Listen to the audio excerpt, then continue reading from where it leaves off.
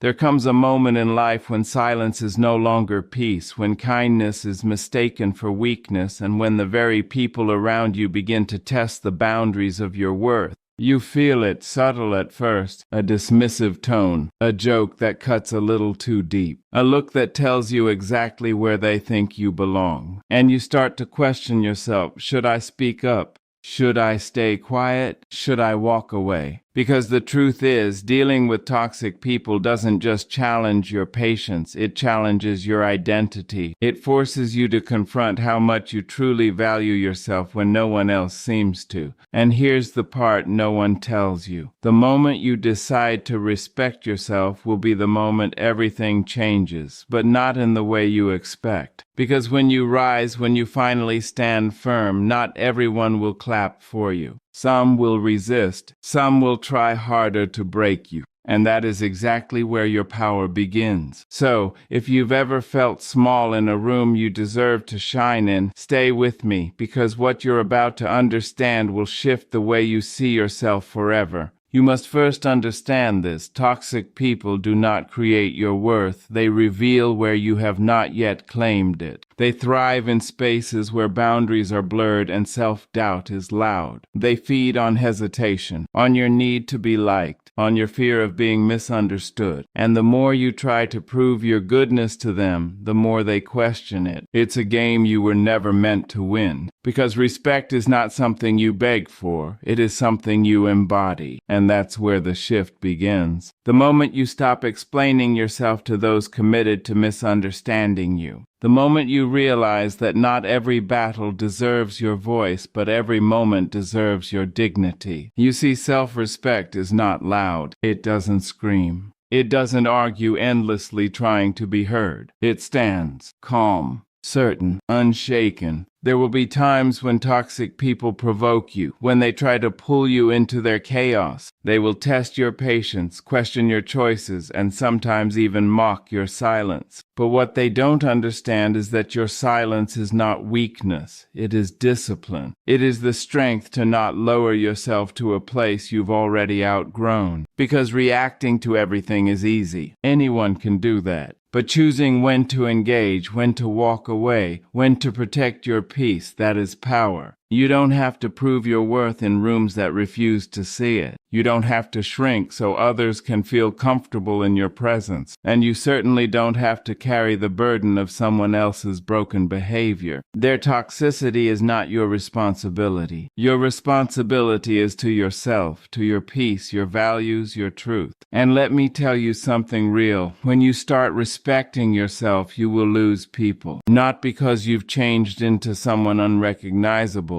but because you've stopped tolerating what once drained you. And that loss will feel uncomfortable at first. You may even question if you made the right choice. But understand this, anything that costs you your self-respect is too expensive. You teach people how to treat you by what you allow. Every time you stay silent when you should speak, every time you accept less than you deserve, every time you excuse behavior that hurts you, you are writing a script that others will follow. But the moment you decide that enough is enough, the moment you draw that line, everything shifts. Not because they suddenly become better, but because you become unavailable for anything less. Self-respect is not about being harsh or cold. It is about being clear. Clear about what you deserve. Clear about what you will no longer accept. Clear about who you are, regardless of who stands in front of you. And when you reach that clarity, something powerful happens. You stop seeking validation from those who never had the capacity to give it. You stop chasing approval from people who only see you through the lens of their own limitations. And here's the truth most people avoid. You cannot heal in the same space that continues to break you. Sometimes respecting yourself means creating distance. It means choosing solitude over disrespect. It means walking away, even when your heart wants to stay. Because peace is not found in convincing others to treat you right. It is found in refusing to stay where you you are treated wrong. So the next time someone tries to diminish you, remember this: you are not here to be tolerated, you are here to be valued. And if they cannot see that, then your absence will teach them what your presence never could. Stand tall even when your voice trembles. Walk away even when it hurts. Choose yourself again and again until it becomes your standard, not your struggle. Because the way you respect yourself will set the tone for every relationship in your life. And once you truly understand that, you will never allow toxic people to make you feel small again. You must first understand this and not just hear it, not just nod along to it, but truly let it settle into the deepest part of your thinking. Toxic people do not create your worth, they reveal where you have not yet claimed it. That means every moment you feel disrespected, overlooked, dismissed, or diminished is not proof that you are less. It is evidence that somewhere, somehow, you have been taught to tolerate less than you deserve. And that realization can be uncomfortable, even painful, because it asks you to stop pointing outward and start looking inward. It asks you to take responsibility not for their behavior but for your response to it. Because think about it, why do toxic people behave the way they do? They are not randomly choosing their targets. They observe. They test. They push limits in small ways at first. A sarcastic remark here, a dismissive gesture there, and they watch how you respond. If you laugh it off when it hurts, they go a little further. If you stay silent when you feel disrespected, they take that silence as permission. If you constantly try to keep the peace at the cost of your own comfort, they learn that your boundaries are flexible, negotiable, even invisible. And over time, what started as small moments becomes a pattern where your voice becomes quieter and their behavior becomes louder. But here's the truth that changes everything. Their behavior is consistent, but your tolerance is what allows it to continue.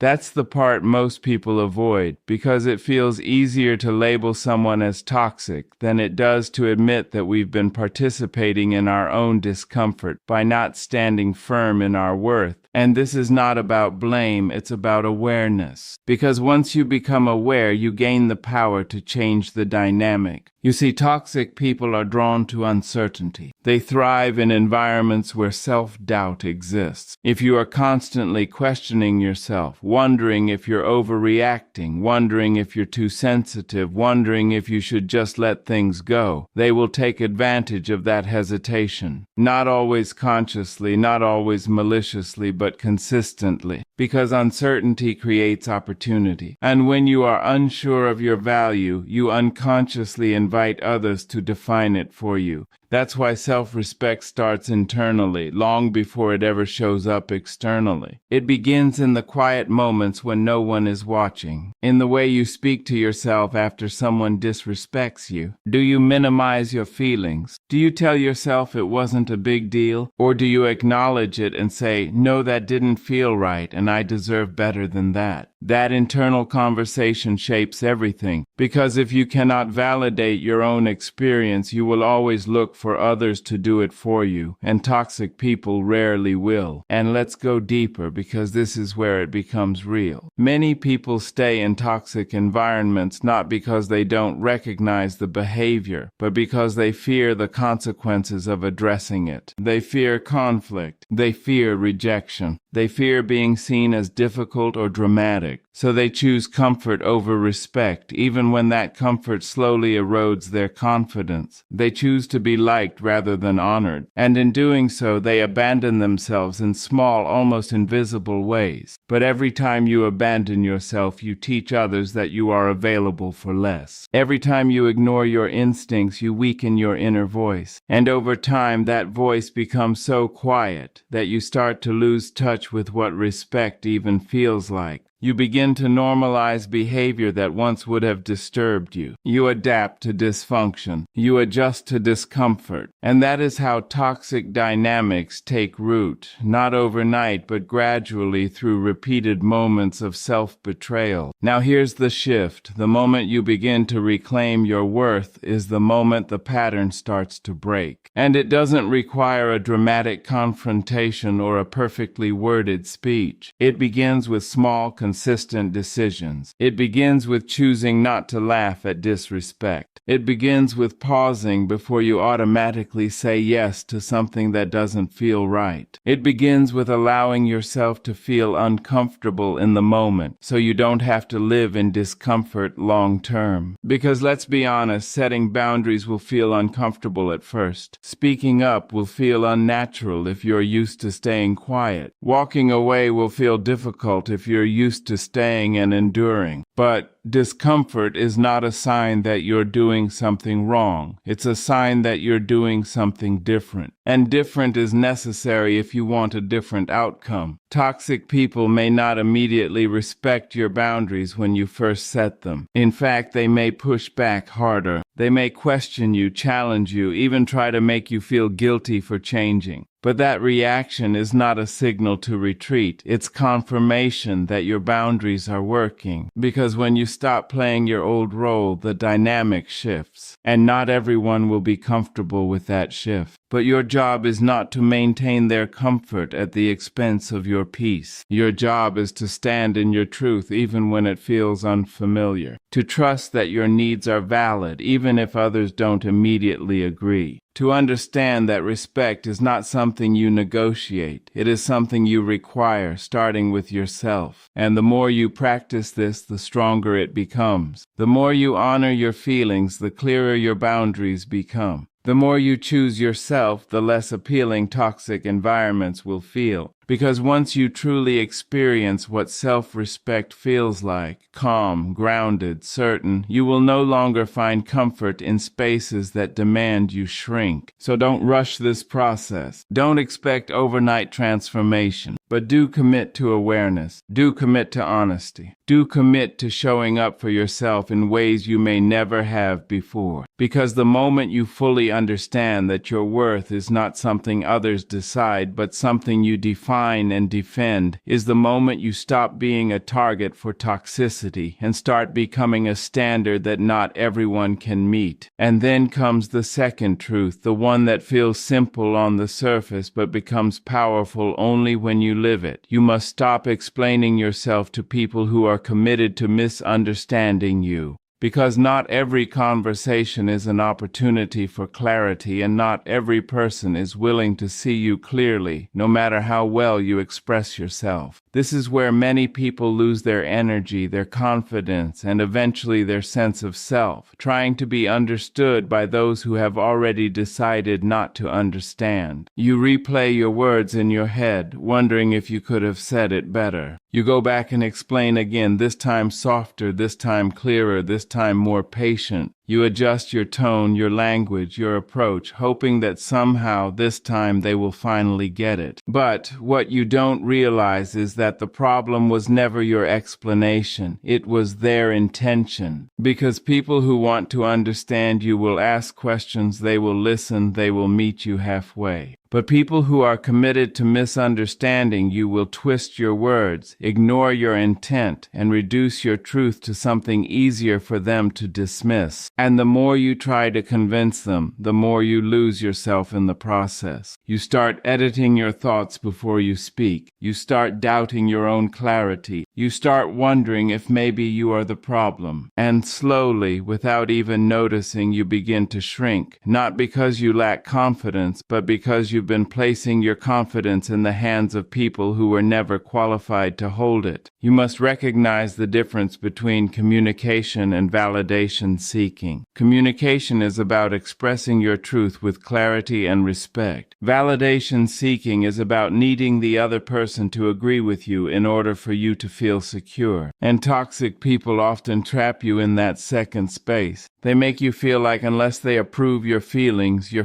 are not valid. Unless they agree with your perspective must be wrong. And that is a dangerous place to live because it disconnects you from your own inner authority. There is a quiet kind of power in saying what you need to say once, clearly and calmly, and then letting it stand without over-explaining, without over-defending, without chasing agreement. Because your truth does not become more true the more you repeat it. Your worth does not increase the more you justify it. And your boundaries do not need a long speech to be valid. Sometimes the most powerful thing you can say is simple, direct, and final. But let's be real, this is not easy, especially if you are someone who values harmony, who wants to be understood, who believes in giving people chances. You might feel like walking away from a conversation unfinished is rude, or that not explaining yourself fully is unfair. But you have to ask yourself, how many times have you explained yourself already? How many times have you given clarity only to have it ignored or distorted? At some point, repeating yourself is not communication, it is self-abandonment. And here's where the shift happens. You stop trying to control how others perceive you and you start focusing on how you present yourself. Because you cannot force someone to understand you, but you can choose to stand in your truth regardless of their reaction. You can choose to speak with clarity, not to convince, but to express. You can choose to walk away, not because you have nothing to say, but because you've already said enough. Toxic people often rely on emotional reactions. They provoke, they interrupt, they deflect, they change the subject, all to pull you into a cycle where you feel the need to explain yourself more and more. And the longer you stay in that cycle, the more drained you become. Because you are giving your energy to a conversation that was never meant to be resolved. It was meant to keep you off balance. So what happens when you stop participating in that cycle? At first, it may feel like you're losing control because you're no longer trying to manage the outcome. You're no longer trying to make them understand, no longer trying to make them agree. But in reality, that's when you regain control. Control over your energy, your emotions, your peace. You begin to realize that being misunderstood is not the worst thing that can happen. Losing yourself while trying to be understood, that is the real loss. Because when you abandon your clarity to chase someone else's approval, you create confusion within yourself. But when you stay rooted in your truth, even if others don't accept it, you maintain your inner stability. And let's talk about silence, because silence is often misunderstood. Silence is not always avoidance. Silence is not always weakness. Sometimes silence is a decision, a conscious choice to not engage in a conversation that no longer serves you. A refusal to give your energy to someone who has shown you that they will misuse it. Silence, in this sense, is not about suppressing your voice, it is about protecting it. There is strength in knowing when you've said enough. There is strength in allowing your words to stand without rushing to fill the space with more explanations. There is strength in walking away from a conversation knowing that your truth does not require constant defense. And that strength is what shifts your presence. People begin to see that you are not easily pulled into chaos, not easily shaken, not easily manipulated. But understand this, when you stop over-explaining, some people will become uncomfortable. They may accuse you of being distant, of being cold, of not communicating enough. But what they are really reacting to is the loss of access to your energy. They are used to you explaining, justifying, engaging endlessly. And when that pattern changes, it disrupts their expectations. That discomfort is not your responsibility to fix. Your responsibility is to maintain your clarity, to trust that you have expressed yourself sufficiently, to accept that not everyone will agree with you, and that agreement is not a requirement for respect. Because at the end of the day, self-respect is not about winning every argument or being understood by everyone you encounter. It is about staying true to yourself in the presence of misunderstanding. It is about knowing that your voice matters even when others choose not to hear it. And it is about having the discipline to step back when a conversation begins to cost you more than it gives you, choosing your peace over the endless need to explain what was already clear.